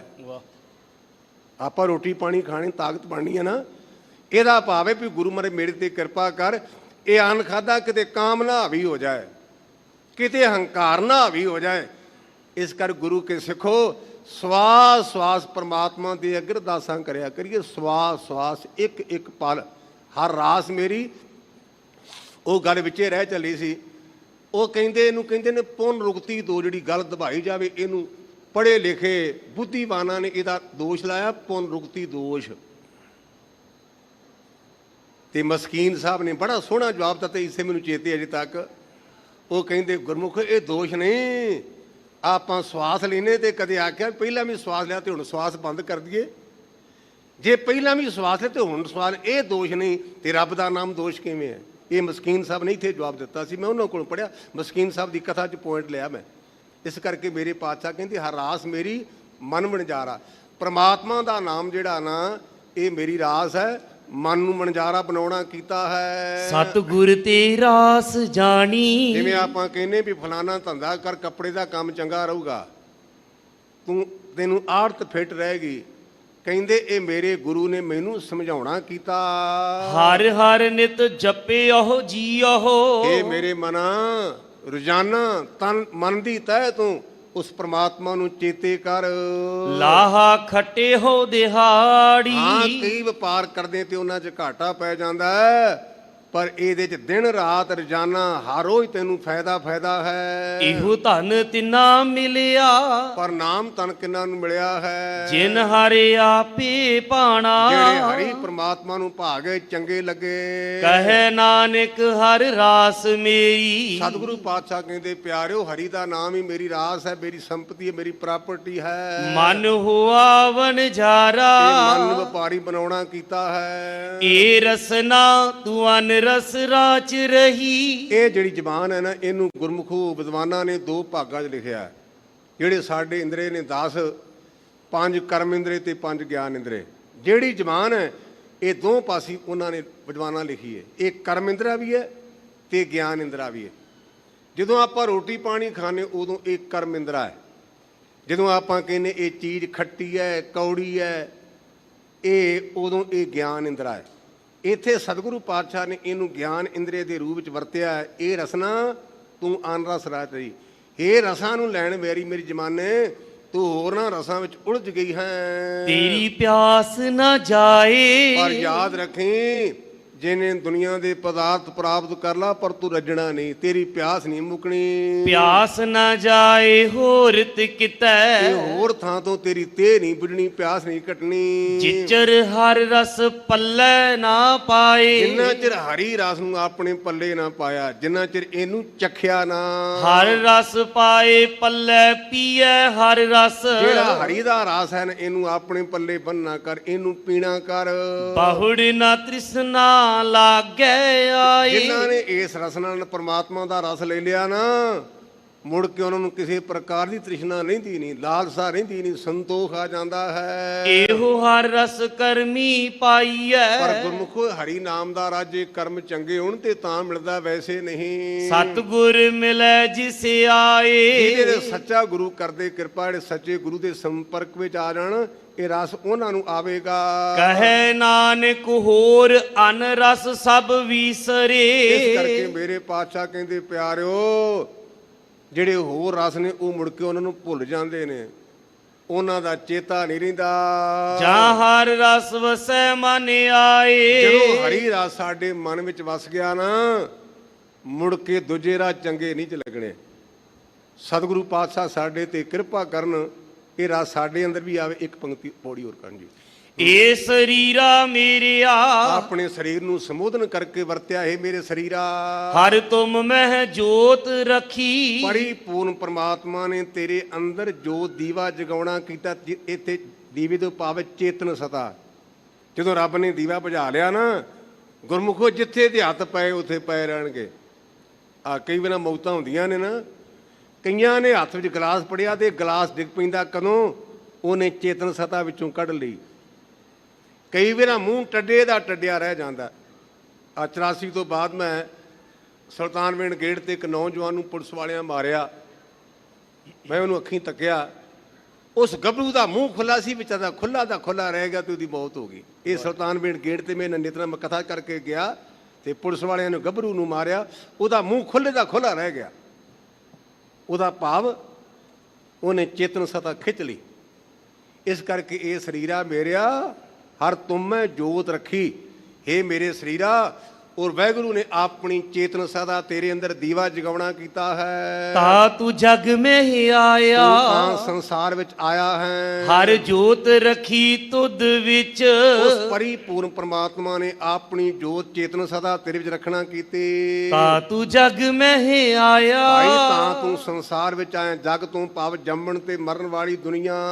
ਹਰੇ ਆਪੇ ਮਾਤਾ ਆਪੇ ਪਿਤਾ। ਉਹ ਵਾਹਿਗੁਰੂ ਸਾਡਾ ਪਿਓ, ਉਹ ਸਾਡੀ ਮਾਂ। ਜਿਨ ਜੀਓ ਉਪਾਏ ਜਗਤ ਦਿਖਾਇਆ। ਜਿਹਨੇ ਆਪਣੀ ਚੇਤਨ ਸਤਾ ਪਾ ਕਰਕੇ ਸੰਸਾਰ ਵਿਖਾਉਣਾ ਕੀਤਾ ਹੈ। ਗੁਰ ਪ੍ਰਸਾਦੀ ਬੁਝਿਆ, ਗੁਰੂ ਕਿਰਪਾ ਕਰੇ ਤਾਂ ਜਾਣਕਾਰੀ ਮਿਲੇਗੀ। ਤਾਂ ਚਲਤ ਹੁਆ ਚਲਤ ਨਦਰੀ ਆਇਆ। ਤੇ ਇਹਨੂੰ ਪਤਾ ਕਰੇ, ਇਹ ਮਨ ਜਦੋਂ ਚੱਲਣ ਲੱਗ ਪਿਆ ਨਾ ਗੁਰਮਤਿ ਵਾਲੇ ਪਾਸੇ, ਤੇ ਇਹਨੂੰ ਪਤਾ ਚੱਲਿਆ ਵੀ ਸੰਸਾਰਾ ਹੈ ਹੀ ਆਉਣ ਜਾਣ ਵਾਲਾ। ਕਿਤੇ ਮਕਾਨਾਂ ਦਾ ਜ਼ੋਰ, ਕਿਤੇ ਵਧਾਈਆਂ ਦੀ ਗੱਲ। ਕਹੈ ਨਾਨਕ ਸ੍ਰੇਸ਼ਟ ਕਾ ਮੂਲ ਰਚਿਆ। ਮੇਰੇ ਪਾਤਸ਼ਾਹ ਕਹਿੰਦੇ ਗੁਰਮੁਖਾ, ਸ੍ਰੇਸ਼ਟੀ ਦਾ ਮੁੱਢ ਜਿਹੜਾ ਸੀ ਜੋਤ ਰਾਖੀ। ਉਸ ਪ੍ਰਮਾਤਮਾ ਨੇ ਆਪਣੀ ਚੇਤਨ ਕਲ ਰੱਖੀ। ਤਾ ਤੂੰ ਜਗ ਮਹਿ ਆਇਆ। ਪਿਆਰਾ ਤੂੰ ਸੰਸਾਰ ਵਿੱਚ ਆਇਆ। ਜੇ ਚੇਤਨ ਸਤਾ ਨਾ ਹੁੰਦੀ, ਜਿੱਦਣ ਜਨਮ ਹੋਇਆ ਸੀ ਤੂੰ ਰੋਣਾ ਨਹੀਂ ਸੀ। ਉਦਣ ਪਰਿਵਾਰ ਦੇ ਮੈਂਬਰਾਂ ਨੇ ਕਹਿਣਾ ਸੀ, ਬੱਚਾ ਤਾਂ ਹੋਇਆ ਪਰ ਮਰਿਆ ਜੰਮਿਆ ਮਰਿਆ। ਇਹ ਆਪਾਂ ਵੇਖਦੇ ਆ। ਰੋਇਆ ਤਾਂ ਉਹਦੀ ਚੇਤਨ ਸਤਾ ਸੀ, ਬੋਲਿਆ ਤਾਂ ਉਹਦੀ ਚੇਤਨ ਸਤਾ ਸੀ, ਮਾਂ ਨੇ ਘੁੱਟ ਕੇ ਦੁੱਧ ਤਾਂ ਦਿੱਤਾ, ਚੇਤਨ ਸਤਾ ਸੀ। ਇਸ ਕਰਕੇ ਜਿਹਨੇ ਚੇਤਨ ਸਤਾ ਦਿੱਤੀ, ਗੁਰਮੁਖਾ ਉਹਨੂੰ ਚੇਤੇ ਕਰ। ਚੇਤਾ ਹੀ ਤਾਂ ਚੇਤ ਲੈ। ਜੇ ਚੇਤਾ ਤੇ ਪ੍ਰਮਾਤਮਾ ਨੂੰ ਚੇਤੇ ਕਰ ਲਾ। ਚੇਤਨਾ ਹੈ ਤੂੰ ਚੇਤ ਲੈ। ਨਿਸ ਦਿਨ ਮੈਂ ਪ੍ਰਾਨੀ, ਛਿਨ ਛਿਨ ਅਵਧ ਬਿਹਾਤ ਹੈ, ਫੂਟੇ ਘੜ ਜੋ ਪਿਆਨੀ। ਤੁਹਾਨੂੰ ਗੁਰੂ ਤੇਗ ਬਹਾਦਰ ਪਾਤਸ਼ਾਹ ਕਹਿੰਦੇ ਗੁਰਮੁਖਾ, ਜਿਵੇਂ ਟੁੱਟੇ ਘੜੇ ਚੋਂ ਪਾਣੀ ਵਗ ਕੇ ਖਾਲੀ ਹੋ ਜਾਂਦਾ ਨਾ, ਜਿਹੜੇ ਤੇਰੇ ਸਵਾਸ ਨੇ, ਬੂੰਦਾਂ ਨੇ, ਕਦੇ ਘੜੇ ਖਾਲੀ ਹੋਣ ਤਰ੍ਹਾਂ ਤੂੰ ਵੀ ਖਾਲੀ ਹੋ ਜਾਏਗਾ। ਉਸ ਪਰਮਾਤਮਾ ਨੂੰ ਚੇਤੇ ਕਰ। ਹਜ਼ੂਰ ਕਿਰਪਾ ਕਰਨ, ਭੁੱਲਾਂ ਚੁੱਕਾਂ ਦੀ ਮਾਫੀ ਜੀ। ਗੁਰ ਪ੍ਰਸਾਦੀ ਬੁਝਿਆ, ਤਾ ਚਲਤ ਹੁਆ ਚਲਤ ਨਦਰੀ ਆਇਆ। ਕਹੈ ਨਾਨਕ ਸ੍ਰੇਸ਼ਟ ਕਾ ਮੂਲ ਰਚਿਆ। ਜੋਤ ਰਾਖੀ, ਤਾ ਤੂੰ ਜਗ ਮਹਿ ਆਇਆ। ਵਾਹਿਗੁਰੂ ਜੀ ਕਾ ਖਾਲਸਾ, ਵਾਹਿਗੁਰੂ ਜੀ ਕੀ ਫਤਿਹ। ਤੂੰ